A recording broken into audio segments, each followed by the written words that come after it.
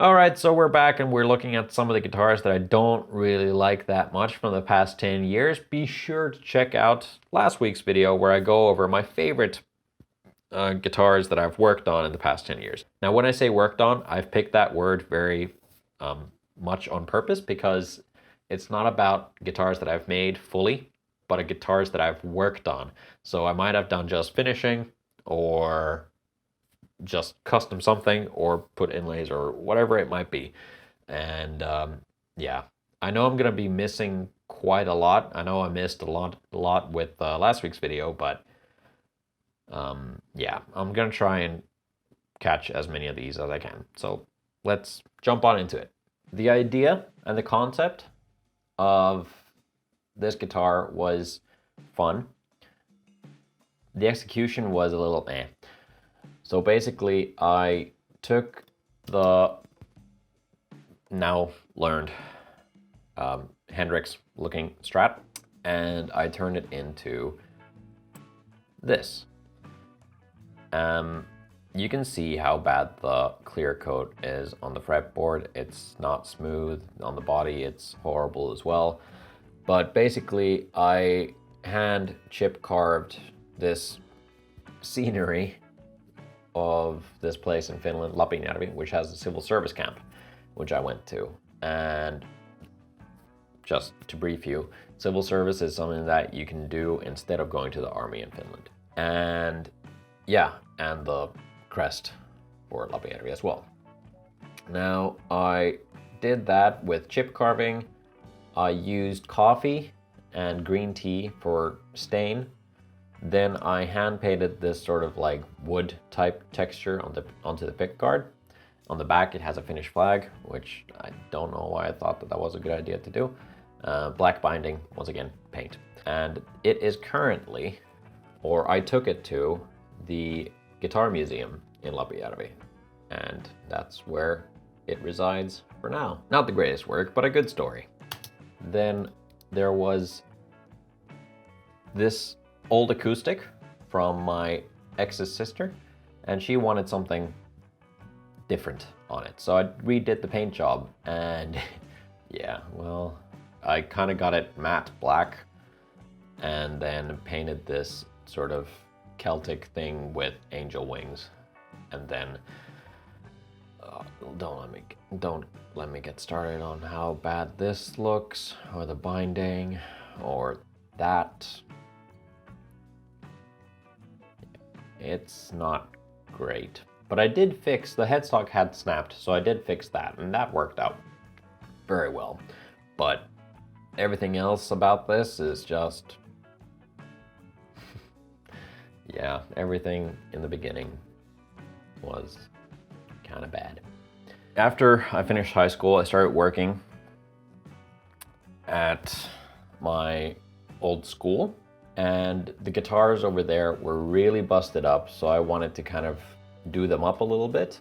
There was this really nice LTD Eclipse that was just banged to hell. So I removed the paint, redid the paint, and this is what it ended up looking. It's a very grainy picture, and you can't make too much stuff out, and let me tell you, it is horrendous. I have since asked the school that if I could have the two guitars back so I can actually do a better job, because I'm quite honestly quite embarrassed about how bad the quality is on these.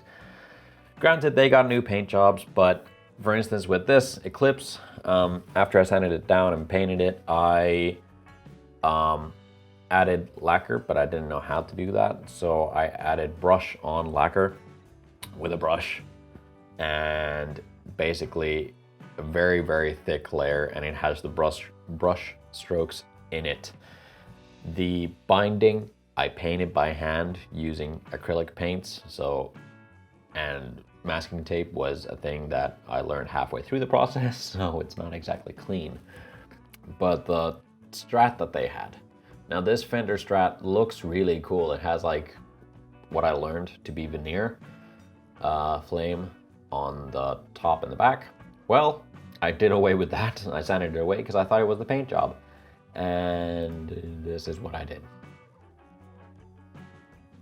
And the same thing, here you can see the brush strokes, and it's not even. I painted it by hand with brushes again, and yeah, I was working on my bedroom floor, but I did paint the school crest on it by hand. That turned out cool. That's the only cool feature about it. Otherwise, I just ruined it. Now, the base that I mentioned is this one.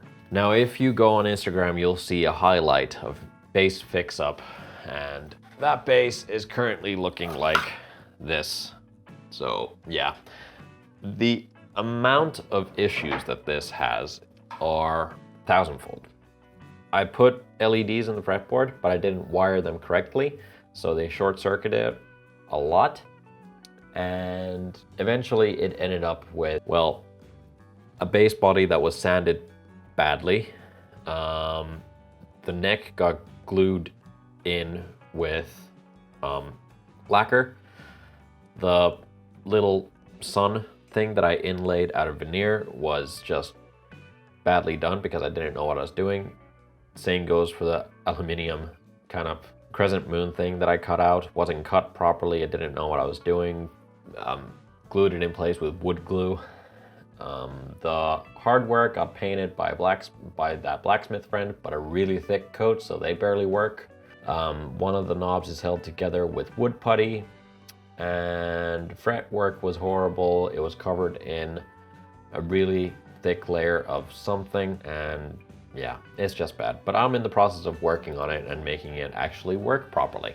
Then I had an acquaintance who had this old, beautiful Ovation round back acoustic, and he had forgotten it in his attic in moisture and everything, so it had cracked, and he wanted to fix it up somehow and then sell it onwards. I couldn't really get it fixed all that well, and yeah, eventually got it sold onwards for 70 bucks to a friend who then wanted me to customize it, and I did, or customize the paint job. So I fixed it up, cleaned it up, made a video on it, and then did this paint jobs. Now the friend is Colombian, so I did the Colombian flag, albeit poorly. I think these are acrylic paints. This time I did use masking tape, but it's still, yeah. I did quite a butcher job on this. I mean, this looked great. I mean, it's grimy and it has the cracks, but at least it looked good. The end result, however, is just something appalling. And again, I've been spraying way too close because you can see the cracking of the clear coat there. Yeah.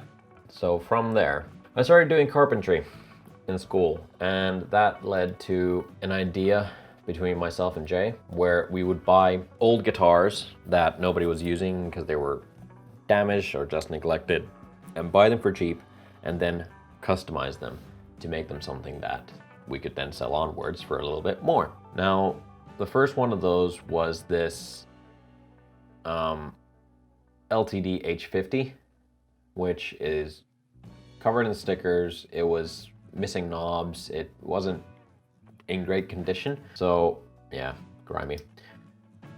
And we took it apart, stripped it completely, sanded it, and then I started getting to work on customizing it. I put an ash veneer top on it, and I decided to make it semi-hollow, but instead I routed from the back. I didn't add a back to it. I routed from the back and I added a plate of plywood. I don't know what I was thinking, but yeah, this was the first time that I also did binding.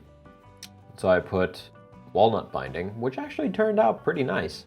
But this guitar has way too many woods in it because it's got the whatever body it has, ash top, walnut binding, maple neck with a rosewood fingerboard that I put Zebrano and Bibinga inlays on.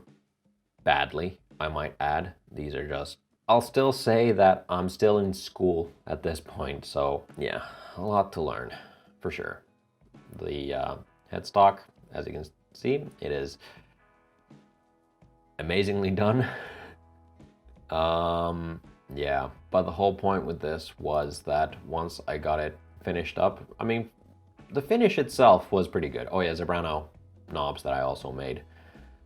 The finish was all right, so no qualms about that. And I then put LEDs inside of it and a little switch. It looked somewhat like this, so just a LED strip and what was it?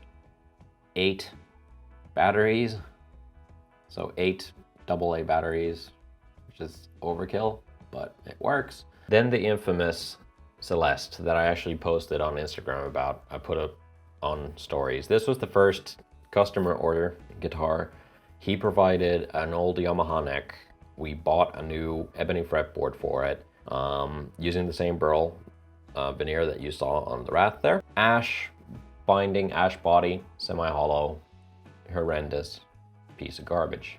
I can't begin to explain how bad this is. You can even see that I cut the headstock too much here. So one of the tuners is pointing up. You can see how bad all the joints are, how it's not even, because I did that on my summer vacation by hand with a chisel. Nothing's really centered. And yeah, so then I went ahead and I started painting the neck back black and the back of it black, which looks very good at a quick glance, but once again, the workmanship isn't quite there. I had to move the pinhole, or the strap button hole, but it's not really accurate. I had to take that down by hand, saw it a little bit flush, so of course the neck angle changed. It didn't really work. You can see so many scratches in the top. Don't know what I was thinking here. Eventually ended up in the trash pile. Trash pile. Yeah, I chucked it in the fireplace in England. I wanted to get rid of it. It was just not good. Good riddance to Celeste for being burned up for the greater good. Then there's this this that I was just putting together, and the headstock shape or the headstock thickness was varying quite a lot, and those were the tuners that were kind of, what are they called? They're different heights, but they just didn't quite work with that. You couldn't get strings on it, so I didn't like that guitar, to be honest with you. This one was fun. For this, I only did clear coats and fixing up some things on it. It was a bit of a pain. It was done in 2 different kinds of sessions. It had been sitting around for a long while, and then I had to go back and finish it off. But I guess the layers of clear coat that I was putting on were too thin, so whenever I got to wet sanding it, it went through. So that sucked quite a lot. Talking about least favorite guitars, there's the infamous white guitar that I worked on at Crimson, and it is the bane of my existence. There's, as you can see, very happy about it. Painting or having so if you don't know, this guitar was solid white on the back and the neck, and then a see-through or a clear coated top, but the top was also stained white. So, but it was like transparent. Now, any smallest amounts of dust or any particles in the air would get latched on. Whenever I did white paint coats, it was completely fine. It was completely white. Then when I went on with clear coat, you started to see little specks of whatever, and you had to get out every single one of those. And no matter how much I kept on going at it, no matter how much I kept on working at it, it just didn't really work. And eventually Christopher took it over once I left Crimson, and yeah, it's the thing that holds my dreams at bay. Yeah, no, it just didn't work, or I couldn't get it to work, and it sucks. I hate to admit that I just couldn't get it. I worked on it for a very, very long time trying to get it completely white, and to the point where it was obsessive, and it didn't go all too well. And these things happen. It sucks. Coming back from Crimson, I was working on the first guitar that I built properly from start to finish, which was the baritone Wrath. This is much later on, but in school, after I came back from Crimson, I kept on working on this and never finished it. Came back to it many years later to finally finish it properly. So this is technically the first guitar that I've ever built by hand, even though it was started ages ago, lighter, and then it was left lying around for many years until I picked it up again. It is, all the groundwork was stuff that I did for the first time ever. So to that end, it isn't that great. It's made up of pieces that aren't exactly amazing. The neck joining the body isn't at the right place, so the scale length is completely off. It's a 29-inch scale length because of that, because it was way too long and I didn't know what I was doing. The neck angle is too high. You can see that top doesn't come back around this way, it just kind of ends. The truss rod comes out over there because the truss rod starts from here and ends, well, would have ended here, so it's cut down. So it goes through the entire neck. Has a knot right there, which, you know, isn't the greatest. It is hollowed out, has chambers in it, so it's very lightweight, and it sounds really good. It's just because it's a first ever fully built instrument, it is what it is. You can't get around that. So I really do like it, but it has a lot of missteps in it. And yeah, if I have to look at it from the point of view of a product, it doesn't reach product level, in my opinion. Great guitar, works very well, but has some issues. And this one as well, there's the neck pocket is not what I want it to be, and the heel joint, the bolts aren't great, and there's really no way of fixing it. So you can see it a little bit here, but that can easily be cleaned up. But yeah, when working it around, I took off a little bit too much on the heel, so one of the screws kind of protrudes a bit too much. But first guitars, that's what they usually end up being.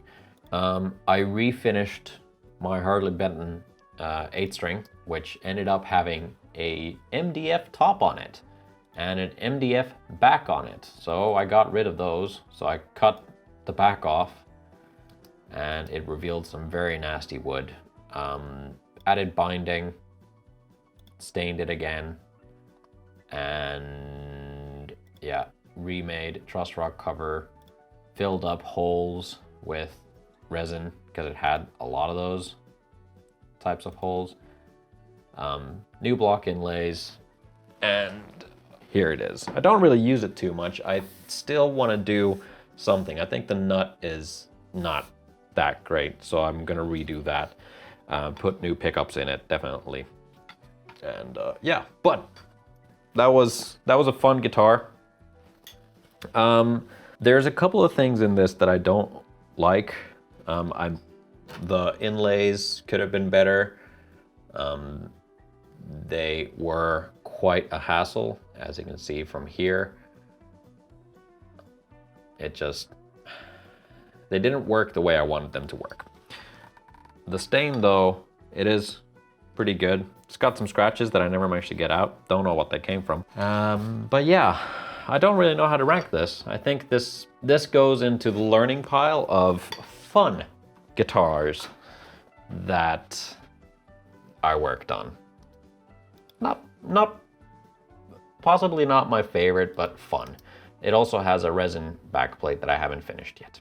All right, well, that was a trip down memory lane, and yeah, I've made a lot of mistakes in the past, and I know I missed out so many awful pictures that I have somewhere hidden on my hard drives, but I'm not going to bother to dig them out right now because they're going to take me forever. And yeah, I've grown as a guitar builder for sure, and I'm glad about that fact because yeah, looking back on some of these things makes me go just anyway, hope you enjoyed. Hit that like button, smash the bell, and subscribe to see more. And I will be back next week with a new video. So, see you guys.